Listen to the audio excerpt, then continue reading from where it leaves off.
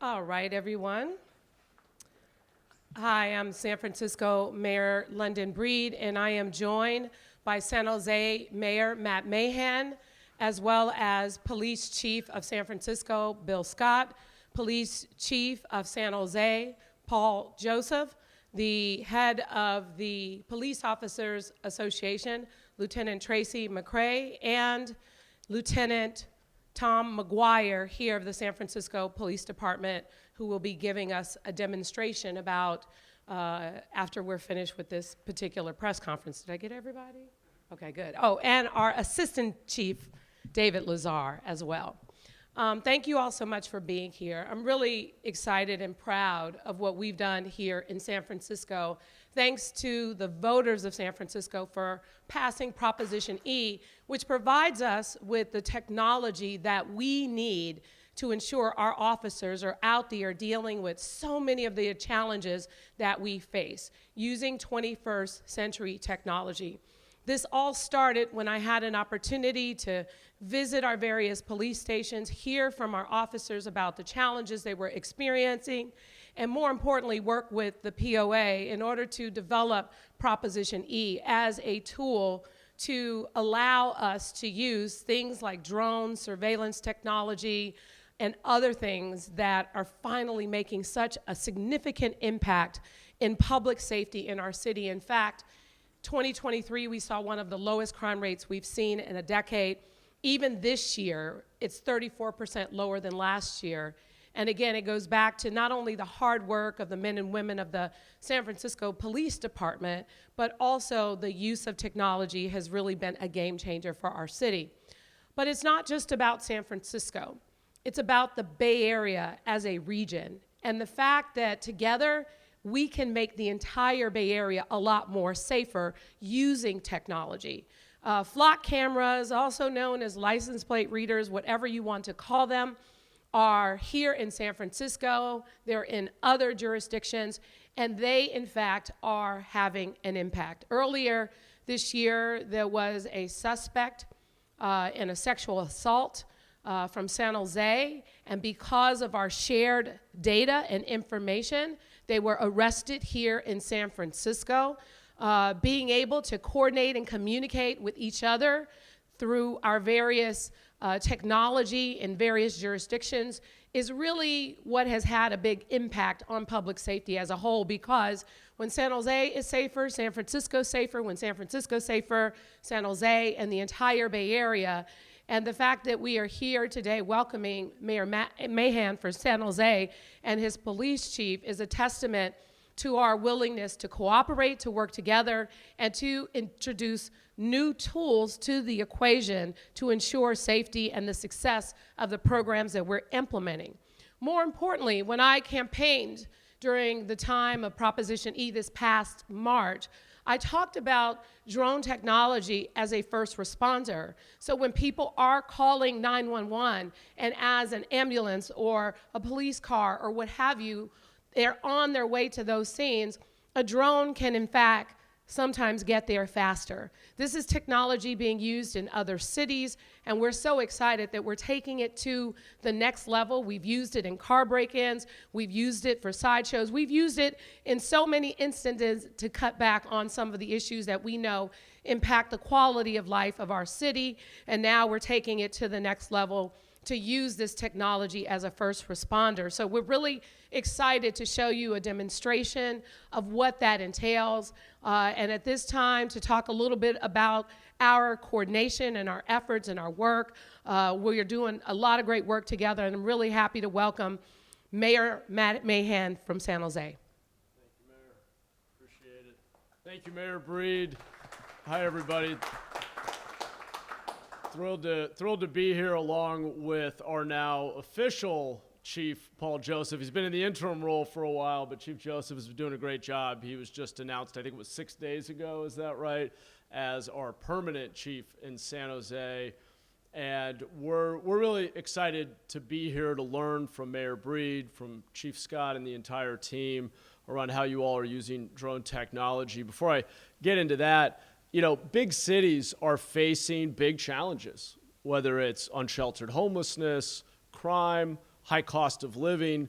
The reality is that these challenges are not contained within jurisdictional boundaries. They do not respect where city and county lines end, as Mayor Breed just pointed to in that particular sexual assault case that occurred in San Jose, but was where the suspect was apprehended here. So to really get a handle on these challenges, we have to up our game in terms of coordination and collaboration and learning. We're here today from San Jose. Our delegation is here to learn from San Francisco.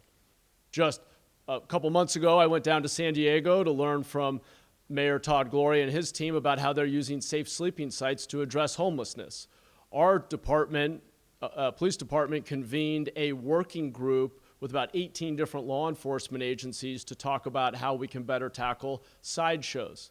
Today, we're here in San Francisco to learn from a department that is pushing the envelope in terms of the use of drone technology to be on the scene first, to monitor and provide critical intelligence and support what across the state, across the country, are thinly staffed and overworked police departments. So we're really excited to be here today to learn from Mayor Breed and Chief Scott and figure out what we can take home to San Jose in terms of lessons about how to deploy this technology effectively and responsibly, but also strengthen the bonds between our city leadership, our departments, and make sure that there's a good flow of information and we are deeply coordinated and collaborative as we work to make our cities and our region the safest in the country.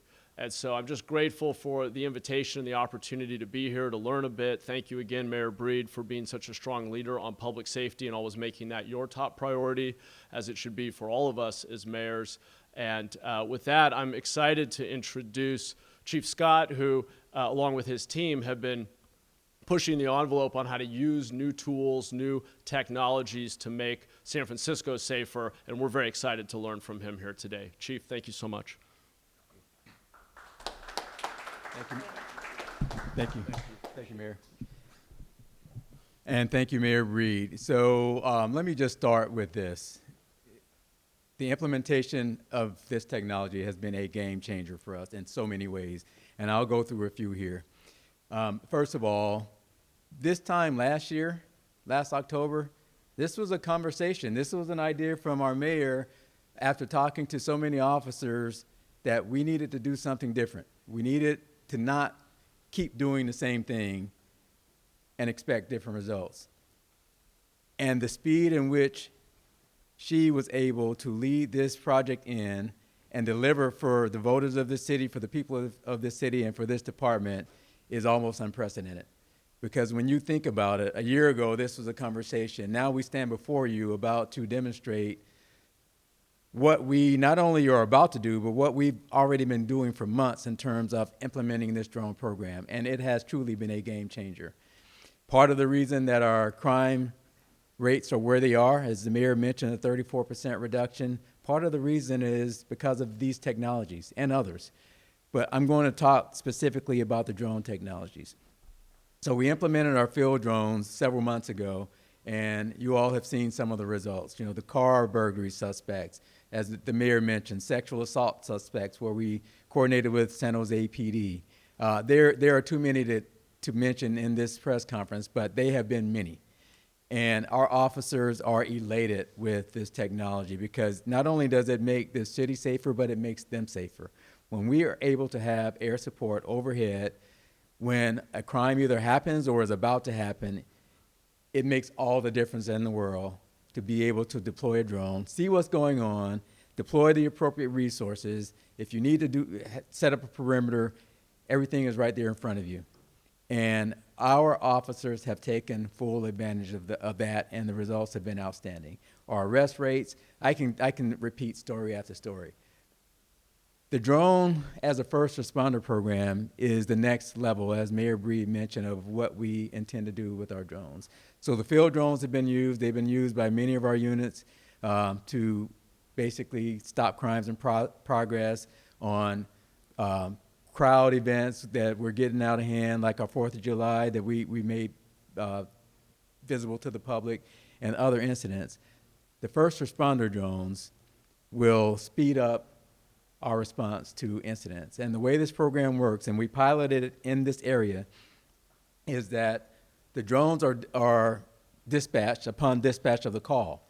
So there is no place in this city that a drone can't get to within a couple of minutes.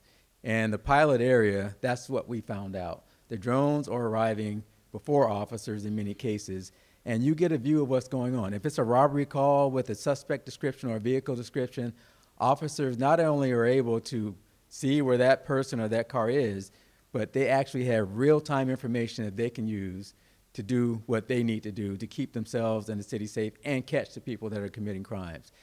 That is a game changer. It is a game changer. And so this drone as a first responder program, we plan to have this all over the city, but it was started here in this area.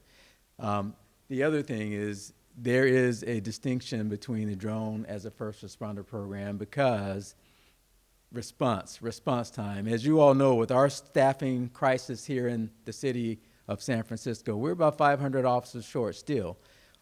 As the staffing has gotten worse, our response time has increased. So this is very timely because we not only will increase our response time, but we will increase our effectiveness and be able to smartly use the resources we do have in the best way and the most efficient way. So there's so many benefits to this program. I'll end with this. Crime is not jurisdictional, it's regional, and people that commit crime, they don't care about borders. As you just heard about sideshows and crimes that we work with San Jose Police Department to solve and capture suspects, and vice versa. They've helped us on our crimes, we've helped them on theirs. There are no jurisdictional borders that will stop somebody from committing a crime in one city, going to another city committing crime, or fleeing to another city. And when we're not coordinated on that regional level, on that cross-jurisdictional level, we don't do ourselves justice. And so we have worked very hard to be good partners with our neighbors. San Jose is a major city with major city issues just like we have, but we communicate. And this will increase that communication and make us all more effective. We've learned from San Jose because they've had drones a little bit longer than us, and we looked at their policies to incorporate and devise our policies. So I want to thank them for that leadership. Also, we can learn from each other. As we probably both will be doing this type of program, we will learn from each other, and we will always compare notes and see what's working, and then have the best possible service to our respective communities. So this is a really exciting thing. Before I turn the microphone over to Chief Joseph, I want to thank a few people who were in the room, starting with Director Ryan Cowell, who really has worked tirelessly to help us get this program started. Lieutenant Scott Ryan, same thing. Scott was running our burglary unit, and we brought him over to the Real-Time Crime Investigation Center, and he's done a phenomenal job. Eric Batchalter, where's Eric? Oh, right behind us. He's going to be giving you a tour of this program in a minute. And then we have newly promoted Captain Steve Jonas, who's actually going to take this program over and implement the drone as a first responder. And of course, you're going to hear from Lieutenant Tom McGuire shortly, and Assistant Chief Dave Lazar, whose leadership and energy is unparalleled. So there are more people, but the ones in the room are who I wanted to recognize. Also, Dr. Stevens, for allowing us to use this space to get this program kicked off. This is a total team effort. And with the leadership of our mayor, and last but not least, because I just looked at her, Lieutenant Tracy McCray, the president of the POA, because without them and their push and their collaboration and partnership, we wouldn't be here today. And it is so, so wonderful to have a POA that's willing to work with the department and the police chief in that way, and that's really important. So again, thank you all for being here. We're really excited to show you what's next. And with that, Chief Paul Joseph from the San Jose Police Department.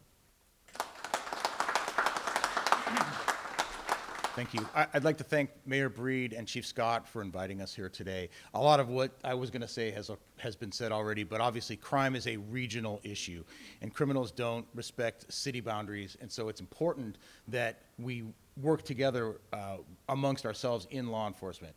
The San Francisco Police Department, Chief Bill Scott and his staff have been great partners to us, and in turn, we would like to be great partners to them. think we're all facing some very similar challenges. Recruitment and retention across the country is an issue for police, and things like these technology advances are necessary for us to keep up.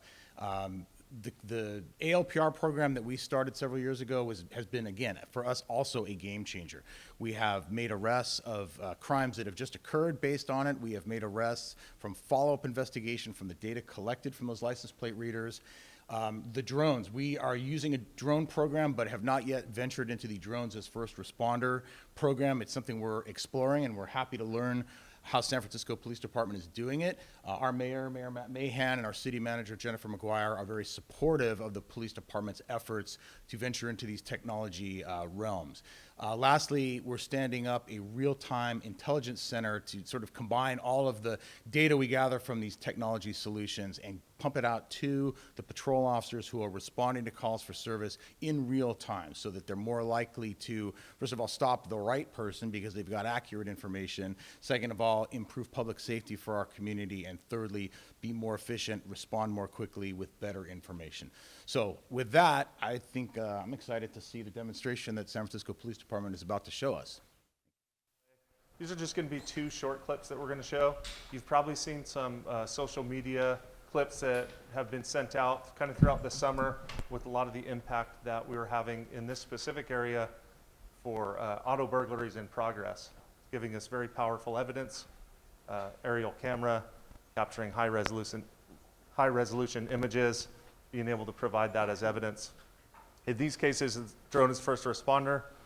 We're actually monitoring active traffic, active calls in the area, and then we deploy a drone to the area. And in both of these cases, that drone was the first police response to that incident, was able to get that actionable intelligence that we were able to communicate to the officers and effect some really good arrests. So we'll go ahead and just get started here. This was a call. It was actually a somewhat of a low priority call for service. Somebody called 911 and said that there was a suspicious person outside their house. The drone deployed immediately to the area and quickly saw that this person was actually exiting this tradesman entrance with a bicycle, and then went back in and actually comes out with a second bicycle. So we were immediately able to get Central Station, marked police, district station police officers to respond to the area. As they were responding, he rode one bike and he towed the other. He had a little difficulty, but he was able to manage it. We were able to get that location of where he was going. He actually went and hid one bike down an alley, and we were able to maintain this intelligence. So you're going to see a marked police unit coming down, and you could really get an idea of how impactful the coordination of this arrest could be. We're able to move in. We're able to make a safe arrest. Oftentimes these result in chases and tackling people. Cops get hurt. Suspects get injured.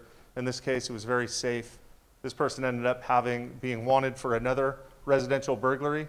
So we really got a 2-for-1 arrest. We were able to return the bicycles to the resident and really have a powerful case for the district attorney to prosecute. And then we can Q&A after this, I suppose. You want to go with the next one, Evan?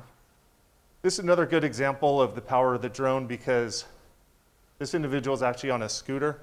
And you've probably seen some of the scooters that are out there right now. This one's actually could probably travel at about, we believe, at about 45 miles per hour. So he's able to get around very quickly on this scooter, and it's very difficult for responding officers to be able to do what we did here. Although that drone may look like it's close, it's actually pretty high up, and it's got a great zoom capability. He has no idea that he's being recorded and that we're currently coordinating with responding officers to get to the scene here to make this arrest. This individual that ends up getting arrested is pretty prolific at this, has been doing it for a long time, and it's very difficult to catch when they're able to get around and maneuver away. But in this case, here's some body-worn camera of the arrest. And again, we were able to maintain that visual situational awareness, and we're able to vector in the officers, and we're able to make a safe arrest. Again, great evidence, evidence that you probably wouldn't be able to get for traditional video cameras that are affixed to walls and locations and things like that. So very powerful. Those are just the 2 cases we wanted to highlight today. We will do a demonstration of actually launching the drone so you get an idea of how we operate. The concept here is that as incidents are occurring, just like you would say on the radio that you're in a police car and responding, you can go ahead and launch that. Sergeant Eric Batchelder, here is actually our program manager, our drone program manager, who got this program really off the ground. You're getting an idea of what he's able to do when he radios up, and we're able to have somebody. Currently, we're operating with a human being launching this drone from its location on a rooftop, and then we're able to actually commandeer that drone, and we are able to fly that drone right here from this desktop. We're able to look at situational maps on the right side, and then here's the live feed. This has the capability to record. As soon as we get evidence, we can start recording. You can look on the big screen, so other people that are working. Obviously, some of the parking lots out in this area have been impacted for many years with auto break-ins, residential burglaries, there's been some robberies, and then other any general crime, whether it's a fight with weapons, whatever it might be. We're able to get out there and we're able to start directing the police officers the best we can. So, is there anything else? So that's kind of our general test flight. I'm sure you'll have some questions just about radius and things like that. We could talk a little bit about that, some of the things and the capabilities that we're experiencing, kind of what our plans are for the future. I think we'll take that back. Yeah, the zoom's really good on this, as you can see. Very, you could. Technology. Enough. It's impressive. Unbelievable now. I can take some questions for. Is this going to be kind of central command, or are you guys going to have positions like this throughout the city in order to control the drones in each of those districts? Trying to centralize the command and locations to be determined. You can operate a central command with, this can actually fly from the Great Highway if you wanted to. If the drone was out there, it has that technological capability to launch the drone and fly it from here. Are they always flying, or just when you receive a call that something's happening and you send the drone to the location? Or are they kind of like? So we react, our policy is we react to calls for service that are occurring. We do also have proactive police officers that are out there working. In certain instances, like the scooter person, he could be spotted by proactive police officer out there working, and they can call for assistance with the drone, and we work in coordination with them. Not long ago, there was a car chase that actually ended on a Embarcadero, and we stopped the chase because it was dangerous for officers. So that, I guess, will follow the car and just officers. That's the idea, is to supplement and help with vehicle pursuits and mitigate them. Did DFR help with today's Louis Vuitton incident? The Louis Vuitton incident, we were going to have the chief address the Louis Vuitton incident and speak to that if you'd like now. So this morning, just after 4 o'clock this morning, our officers assigned to the Union Square Detail, which is a regular 24-hour deployment, were doing their jobs, patrolling the area. One of our sergeants observed a car slow down at 100 block of Geary, basically, and then accelerate right into the front of the Louis Vuitton store. So this is kind of what we've seen lately with these groups of suspects that ram stores, and then several other cars show up, other people get out, and they go in and they have their way with the store. Well, in this particular incident, they were not able to do that because the sergeant was right there. Once the car ran the store, as I just said, about six or so cars showed up, multiple people jumped out, and they tried to enter the store. The sergeant alertly called for backup, turned on his emergency equipment, basically making his presence known, and the suspects scattered in all directions. Some of our officers gave chase, but were not able to catch anybody. But the good thing is they did not get in the store, no property was taken, and we have some good clues to follow up on. So that investigation is ongoing. We did recover one car. Flock cameras played a role in this. And so here's the message for the people that are doing these things in our city or any other cities, because we're all connected now because of our technology. We will find you. We will arrest you, just like we have many, many suspects. and it's just not worth it. You know, these businesses are trying to stay in business to make our respective cities great, make our cities places where we want to shop and tourists want to shop, and then we have people to come in and ruin all that. So we don't take that lightly. So that is why the mayor led this charge to get us this technology. Technology will play a role in this, it already has, but we were able to stop that from happening because the officers were where they were supposed to be at the right time. So unfortunately, they did damage the stores, but they didn't get in. And I neglected to say thank you to Supervisor Raphael Mandelman, who's here with us today, because he has been a champion for us in this new technology. So I just want to thank him for his support and for being here. Okay. You've got the microphone. With a lot of these cases that have been happening that you have been sending to district attorneys, has the video been helping in the prosecution and completion of prosecution for these things? Absolutely helpful. I mean, just what you just saw. I mean, we would not have that type of evidence if it weren't for this technology. I mean, it is, and we're in a day and age where if you don't have a video, you're kind of running uphill.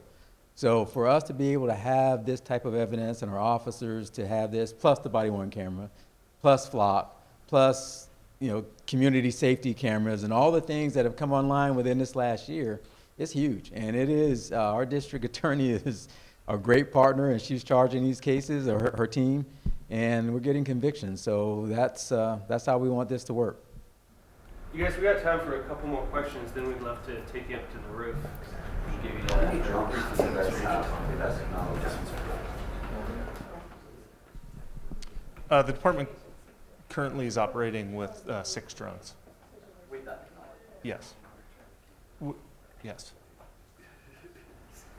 Do you have a, like, how long can these things be up? It depends. Wind speeds, it depends. It depends a couple different things. It depends if they're actively flying or if they're just hovering. So it varies. There's technology. Sometimes we might get a flight as short as 20 minutes, maybe a half hour. There is some other technology we're going to explore. It's got longer flight times.